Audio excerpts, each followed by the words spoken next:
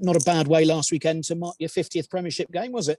Yeah, I didn't actually know it was my 50th start until I got a message after the game. But yeah, no, it was good. It was a good win for the boys. Yeah, it was just a good feeling throughout the game. So yeah, really happy with that. And obviously the pack drove you over for a try.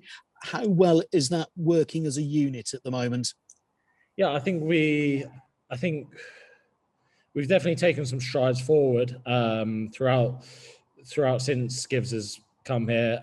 We've kind of dropped away from it a little bit, and it's something we spoke about during the time off that we had. I think it was after the Newcastle game, about what we want to be as a pack, and so we've trained hard on it all year, and we wanted to get back to try being a dominant mauling team and having that as a threat in the side. So no, I was really, really happy. I mean, it was like, as a hooker, you get some of the credit, but it's really the boys in front of you.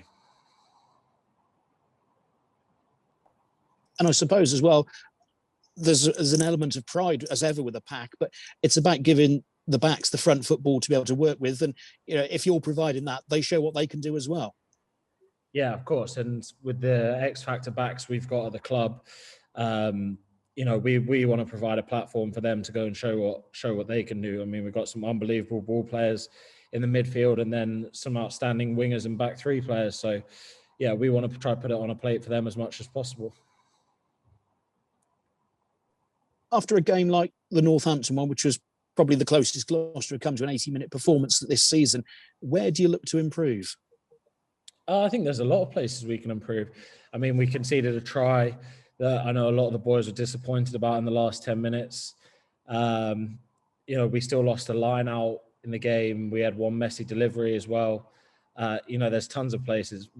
We know, I mean, we're sitting 10th in the league. We're nowhere near the finished article or where we want to be at the moment. And one of the issues is consistency. And, you've got to back up when you do have a good performance, you've got to back it up the next week. And we're hoping to do that. I suppose no bigger challenge than having to back it up against Bristol. How do you compete against them? Because they do seem to be in a different class from so much of the league, the style of play that they're coming up with. I mean, how do you go about it? Do you just start with the basics? Yeah, I think it is hard. I mean, they've been unbelievable this season, some of the rugby they've been playing. But, we've got a couple of things that we've spoken about this week, about ourselves and what we want to put out there and the Gloucester performance we want to put out. And, if we can go and do that, then it'll put us in a good position to try win the game. And I suppose the other thing that's beginning to happen is you're becoming much more clinical, which in a game like against Bristol, who are so clinical, you've kind of got to have that strike rate, haven't you? Yeah, definitely. I mean, Bristol are a team that can strike from anywhere and they can score at any point with the amount of X Factor players that they have and the amount of players who can just make something happen out of nothing. So yeah, we're going to have to take our opportunities if they come. I mean, their defense is good as well, so we're going to have to work hard for them. But yeah, when we get opportunities, we're going to have to make sure we finish them. And their fans are back in as well. It won't be full capacity, but how good will it be just to have some noise in and around the game?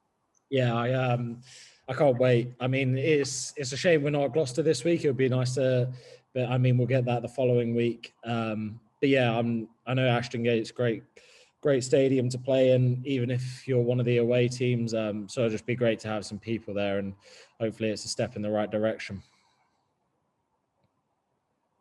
Finally, Jack, how's the dynamic changed for you at hooker in recent months in terms of your competition? Because obviously Santiago Cecchino's come in. He's probably replaced James Hansen in the wider squad. How's that sort of changed in terms of opportunities and strengths of individuals for you?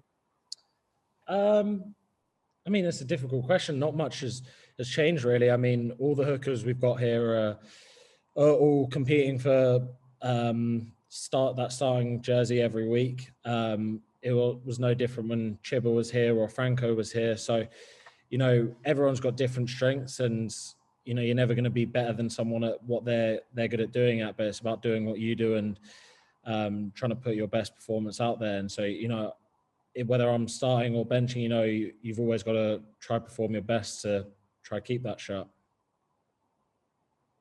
And actually, when it's such a specialised position, do you work as hookers together in terms of actually how you can sort of, improve each other? Or is it about actually the units that you work with, sort of the props either side of you for scrummaging, and also obviously your jumpers in the line out?